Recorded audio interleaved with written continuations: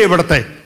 ఈ రోజున ఈ వాగ్దానాన్ని స్పిరిచువల్గా మనం తీసుకుంటే, ఈనాడు మనుష్యుల హృదయాలు కఠినమైపోయి ఉన్నాయండి.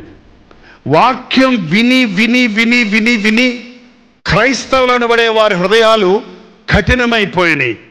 అలవాటు భక్తితో, ఆచార భక్తితో, మనస్సాక్షి పనిచేయలేని స్థితిలో క్రైస్తవులమని చెప్పుకుంటేనే నానా విధములైన లోక కార్యాలు చేసేవారు, పాప కార్యాలు చేసేవారు, మనస్సాక్షికి వ్యతిరేకమైన పనులు చేసేవారు ఎందరో మన భారతదేశంలో ఉన్నారు. అందుకే క్రైస్తవులు అంటే మన భారతదేశంలో విలువ లేకుండా పోతుంది.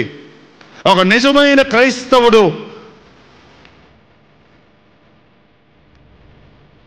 యథార్థంగా జీవిస్తాడు. ఒక క్రైస్తవుని చూస్తే మనుషులు భయపడాలి, మనం కాదు భయపడేది. యేసుక్రీస్తు కొరకు జీవించే వ్యక్తిని చూచినప్పుడు డబ్బుకు లొంగడి వీడు, పొగడ్తకు లొంగడి వీడు, ఆశలకు లొంగడి వీడు, స్త్రీల ఆశకు లొంగడి వీడు, పేరు ప్రఖ్యాతులకు లొంగడి వీడు, వీడు దేవునికి భయపడేవాడు. ఆనాడు ఎలీషా వంటి ప్రవక్తల దగ్గరకు వచ్చినప్పుడు నయమాను సైన్యాధిపతి వస్తే లేచెళ్ళి నమస్కారం చేయలేదండి ఆయన. ఎలా మునగోయ్యా, వెళ్ళి మునగ, నీ కుష్ఠరోగం పోవాలంటే అంటే కోపం వచ్చిందనుగా. ఎంత పెద్ద సైన్యాధిపతి నేను వస్తే బయటకు వచ్చి నా మీద చెయ్యి పెట్టి ఇట్టి ఆడిచ్చి నన్ను స్వస్థపరుస్తావు అనుకుంటే నన్ను పొమ్మంటావా, పదండ్రా ఇంటికి పోదాం అంటున్నాడట. పక్కనున్న ఒకడు ఎవడో వచ్చి చెప్పాడు, అయ్యా ఎలాగ చెవటగప్పు కొడుతుంది. ఏం చెప్పాడు ఆయన? ఏమన్నా పెద్ద పని చెప్పాడా? ఏమన్నా గుంజులు తీయమన్నాడా? అన్నదానాలు వస్త్రదానాలు చేయమన్నాడా? స్నానం చేసి శుద్ధుడు ఓమన్నాడు, అంతే కదా. మునుగుదాం, పోతే పోద్ది, లేకపోతే గొప్పన్న పోద్ది అంటే వెళ్ళాడట.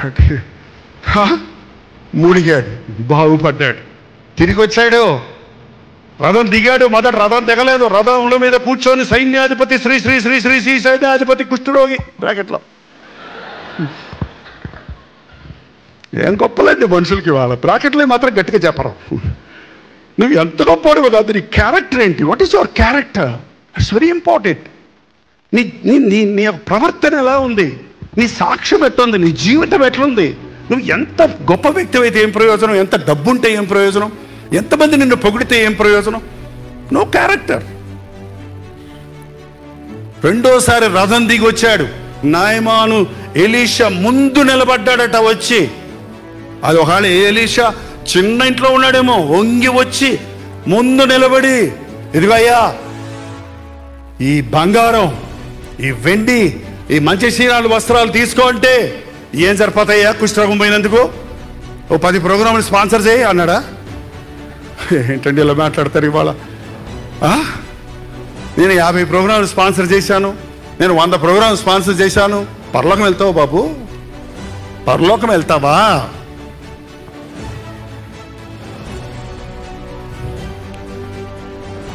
మంచిది, స్పాన్సర్ చేయండి.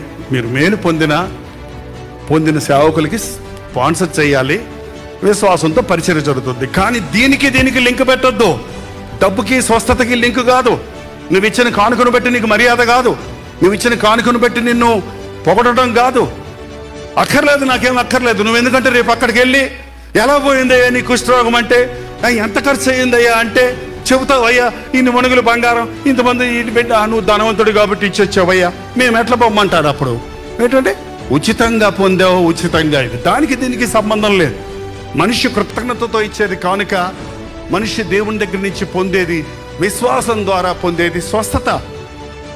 దేవుడు ఒక సేవకుడిని వాడుకుంటే ఆయన కృతజ్ఞత కలిగి ఉండండి, కానీ పూజించకండి.